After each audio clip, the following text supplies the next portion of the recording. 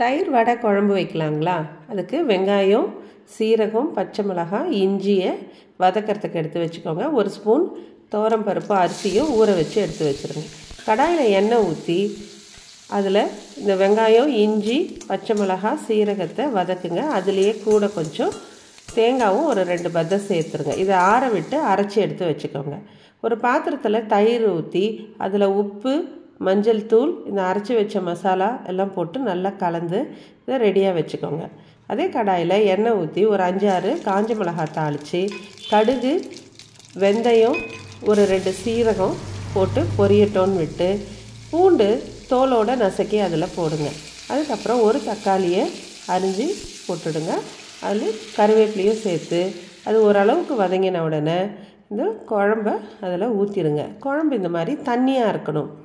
அப்போ தான் வடை போட்டோம்னா தண்ணியெல்லாம் இழுத்துக்கிட்டு திட்டமான பதத்தில் இருக்கும். இப்போ வடைக்கு உளுத்தம்பருப்பை நல்லா ஒரு 2 மணி நேரம் ஊற வச்சு அதில் பச்சை மிளகாய், இஞ்சி, உப்பு போட்டு அரைச்சி எடுத்து வச்சுக்கோங்க. அதுலேயே வெங்காயம், கொத்தமல்லி, கருவேப்பிலை எல்லாம் போட்டு நல்லா பிசைஞ்சு எண்ணெய் சூடு ஏறின உடனே மீடியம் ஃப்ளேமில் வச்சு நிதானமாக வடையை நல்லா சுட்டு எடுத்துக்கோங்க. ரொம்ப செவந்துடாமையும் ரொம்ப அதுக்குன்னு வெள்ளையாக இருக்காமல் திட்டமான பதத்தில் இருந்தால் நல்லா சாஃப்டாக ஊறிடும் வடை சூடாக போடுறப்போ. குழம்பும் சூடாக இருக்கணும்.